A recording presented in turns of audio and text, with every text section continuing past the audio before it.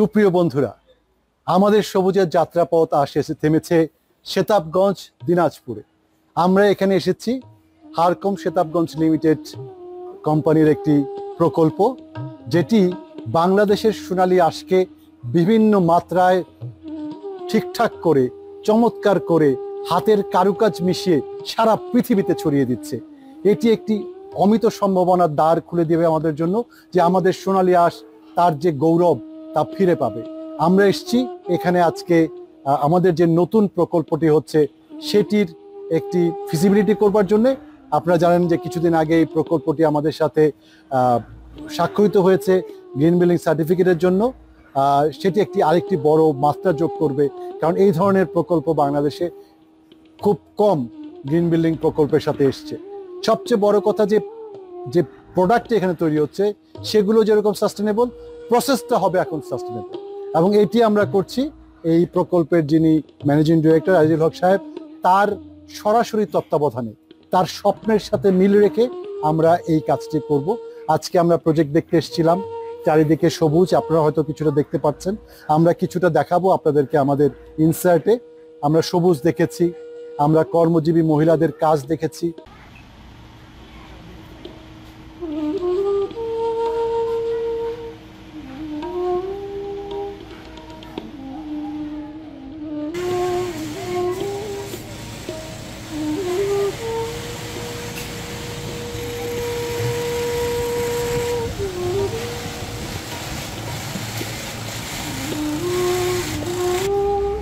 ইসলাম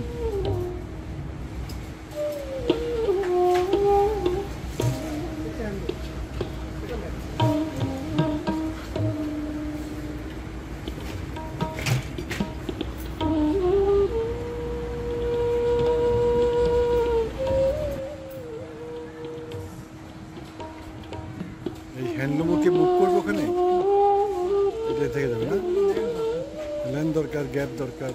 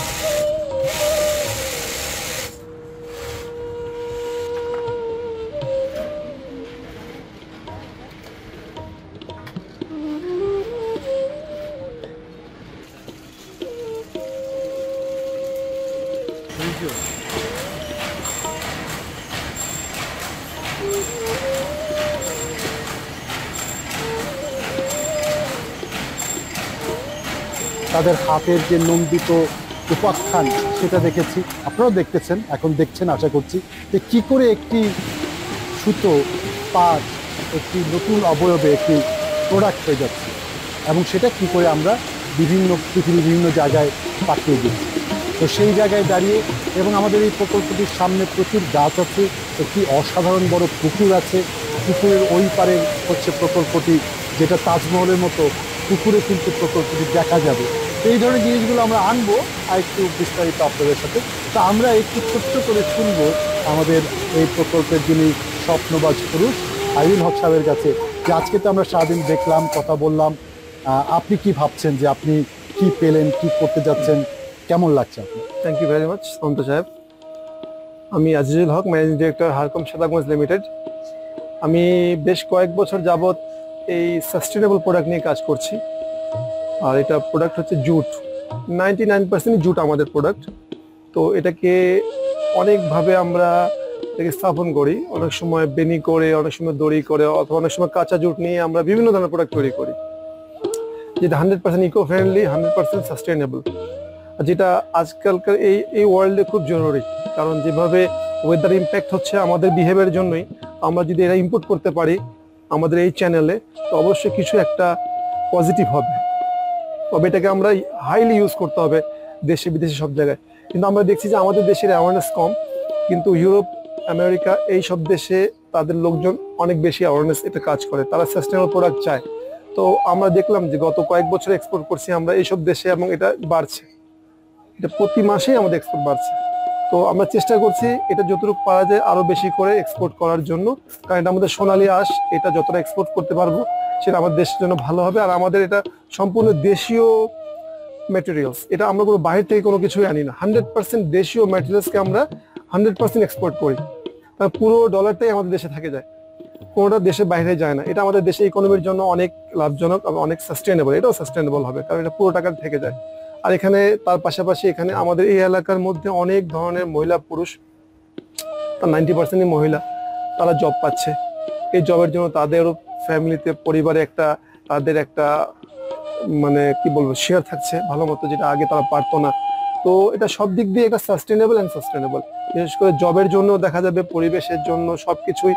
আর আমাদের এই এলাকায় এক্সপোর্ট বেসড কোনো কোম্পানি নেই, বিশেষ করে দিনাজপুরে হতে পারে দুই একটি, সেটা আমি জানি না, বাট রিনোন তেমন কিছু নেই, বিশেষ করে আমাদের নর্থ বেঙ্গলও ভেরি ফিউ। তো আমি চেষ্টা করছি সব দিক থেকে এটা সাস্টেনেবল প্র্যাকটিস করার, প্লাস যতটুকু জব প্রোভাইড করা যায় মহিলাদেরকে বা ছেলেদেরকে এটা করার জন্য, এবং অন টাইম স্যালারি দেওয়া, সম্পূর্ণ কমপ্লায়েন্স মেনটেন করা। যেহেতু আমাদের product already green and eco friendly, এটার সঙ্গে অ্যালাইন করতেই আমি আবার এখানে আমরা চেষ্টা করছি একটা গ্রিন বিল্ডিং করার জন্য। তাহলে সবই গ্রিন থাকবে, আমাদের ওয়ান ওয়ে আমাদের একটা এফোর্ট থাকবে। আর এটাই ডিমান্ড বর্তমানে ওয়ার্ল্ডের জন্য, যে গ্রিন করা, ইকো ফ্রেন্ডলি করা, সাস্টেইন করা। এই জন্যই আমাদের এই এক্সপিরিয়েন্স অনন্ত সাহেব আমাদের সঙ্গে, ওনাকে বেছে নিয়েছি। থ্যাংক ইউ আপনাকে, আমাকে সাপোর্ট দেওয়ার জন্য, আমাদের হারকমকে সাপোর্ট দেওয়ার জন্য। আশা করছি আমরা সবাই মিলে কাজ করলে, আমাদের এখানে আমাদের ইঞ্জিনিয়ার সাহেব আছেন, শামীম সাহেব, উনি অনেক আগে থেকে ইনপুট করছেন। তো আমরা সবাই মিলে একটা যদি ইনপুট দিই, খুব তাড়াতাড়ি একটা ভালো একটা রেজাল্ট পাবো, এবং গ্রিন যেটা প্র্যাকটিস এটাতে আমরা চলে আসবো ইনশাল্লাহ। Thank you very much. ধন্যবাদ আজিজুল হক সাহেব আমাকে বেছে নেওয়ার জন্য, আমি অত্যন্ত কৃতজ্ঞ, আনন্দিত। একটি মজার কথা বলি যে আজকে আমরা ফিজিবিলিটি করতে আসলাম, যেখানে আমরা বলতে চাই যারা মালিক যে আপনাকে এই করতে হবে, সেই করতে হবে, এটা করতে হবে, ওটা করতে হবে, কিন্তু এসে দেখলাম যে এখানে সবগুলো জিনিসই আছে। এখানে রেন ওয়াটার হারভেস্টিং করবার জন্য একটা বড় একটা পুকুর আছে, এখানে আমাদের এম্পাওয়ারমেন্ট, মেয়েদের এম্পাওয়ারমেন্টের জন্য তারা কাজ করছেন, লোকাল কমিউনিটি, সমস্ত প্রোডাক্ট লোকালি আমরা প্রকিউর করছি কনস্ট্রাকশনের জন্য, রাইট? এবং যে প্রোডাক্ট আমরা বানাবো সেটাও একটা সাস্টেনেবল প্রোডাক্ট হবে। এবং সবচেয়ে বড় কথা যে আজকে আমাদের যত না বেশি লিডের কথা আমরা দেখেছি, আরেকটি কাজ আমরা করেছি যেটা খুব দরকারি, আমরা অনেক সময় খেয়াল করি না, একটা কমপ্লায়েন্ট ফ্যাক্টরি দরকার। পৃথিবীর বাজারে যদি আমি নিজেকে স্থাপন করতে চাই উঁচু মাত্রায়, আমাকে একটা কমপ্লায়েন্ট ফ্যাক্টরি হতে হবে, লোকালি কমপ্লায়েন্ট এবং ইন্টারন্যাশনালি কমপ্লায়েন্ট। কি, আমার লেবার ল যেন আমি মিট করি, আমার যে সেফটি সিকিউরিটি ল আছে সেগুলো যেন আমরা মিট করি, আমাদের যে ইনডোর এয়ার কোয়ালিটির যে স্ট্যান্ডার্ড আছে সেগুলো যেন আমরা মিট করি, আশ্রয়ের যে স্ট্যান্ডার্ডগুলো আছে গ্রিন বিল্ডিং এর সাথে জড়িত সেটা যেন আমরা মিট করি, ইপ্যাকের যে মানে যে স্ট্যান্ডার্ড আছে ওয়াটার রিলেটেড সেটা যেন আমরা মিট করি। তো এই যে কমপ্লায়েন্টের জায়গায় এবং আমাদের যে এক্সপোর্ট ওরিয়েন্টেড যে বায়ারদের যে চাহিদা, যেটা আমরা এনএফপিএ বলি, বিএনবিসি কোড বলি, আরএসসি বলি, সব কিন্তু আজকে আমরা চেক করেছি। এই করবার সুবিধাটা হলো যে উনি জেনে গেলেন যে কোথায় কোথায় তার কাজ করতে হবে। এবং সবচেয়ে মজার ব্যাপার হলো যে পুরো বিষয় যে আমরা জানলাম আজকে, এখানে কোথাও কস্ট বারবার কোনো কিছু আলোচনা করা হয় নাই। তার মানে কস্ট বাড়ছে না, আমাদের কাজের ধারা পাল্টে যাচ্ছে, আমাদের জিনিসপত্র চেক করার প্রয়োজনীয়তা পাল্টে যাচ্ছে, কিন্তু কমপ্লায়েন্ট হতে গেলে সেটা আমাকে করতেই হবে। আর না করলে আমরা পরবর্তীতে সাফার করব, বায়ারদের কাছে আমরা গ্রহণযোগ্য হব না। সুতরাং compliant is not a green cost, it's a mandatory cost. কিন্তু গ্রিনের জন্য তার কোনো কস্টই বাড়বে না, বরঞ্চ কমে যাবে, কারণ এখানে সবকিছু আছে, সবকিছু অলরেডি ইজ গিভেন। ঠিক আছে, তো এটা একটা মজার ব্যাপার। আরেকটি ব্যাপার হলো যে ডিজাইনটা আমরা পেয়েছি, কাজ যেটা নিয়ে শুরু হচ্ছে সেটা করেছে শামীম, তাকেও আজকে ডেকে এনেছি বোঝার জন্য তিনি কি করেছেন এবং আমরা তার কাছ থেকে কি চাই। তো আমরা দেখলাম অনেক কিছু ওইটার মধ্যে উনি কিন্তু ইনকর্পোরেট করেছেন, আরো টুকটাক কিছু জিনিস আছে যেটা আমরা এখন ইনকর্পোরেট করে আমরা আগাবো। তো আমরা শামীমের কাছে একটু শুনবো যে তিনি, তার কেমন লাগলো আজকে আমাদের কথা শুনে, কস্ট বাড়লো কিনা এবং তিনি কি ভাবছেন। শামীম। ধন্যবাদ অনন্ত ভাই। আজকে আমি এসেছি হারকম শেতাবগঞ্জ লিমিটেডে। এখানে অনন্ত ভাই হচ্ছে গ্রিন সার্টিফাইডের জন্য কনসালটেন্ট আছে, আমি আছি হচ্ছে বিল্ডিং ইঞ্জিনিয়ার হিসেবে, বিল্ডিং কনসালটেন্ট। সো আমরা ডিজাইন করেছি Bangladesh national building code and যে যে ক্রাইটেরিয়া দরকার হয় গ্রিন বিল্ডিং করার ক্ষেত্রে সেগুলো আমরা কনসিডার করেছি। আর্কিটেকচারাল লেআউট থেকে শুরু করে এনভায়রনমেন্টের জন্য যে ওপেনিং দরকার, ভেতরে যে এনভায়রনমেন্টটা সঠিকভাবে রাখতে হবে, টেম্পারেচার, ভেন্টিলেশন, এসব জিনিস আমরা মাথায় রেখে কাজগুলো করেছি। And rain water harvesting, energy কনজাম্পশনের জন্য এনার্জি ইফিসিয়েন্টলি যে ডিজাইনগুলো করা দরকার, ইলেকট্রিক্যাল এবং HVAC and fire safety, fire related যে ইস্যুগুলো আছে সেগুলো আমরা মেনটেন করেই ডিজাইনগুলো করেছি। Thank you. কস্ট বাড়লো কি কিছু? না, কস্ট অ্যাকচুয়ালি বাড়ে না, কস্ট বরং আরো কমে। গুড।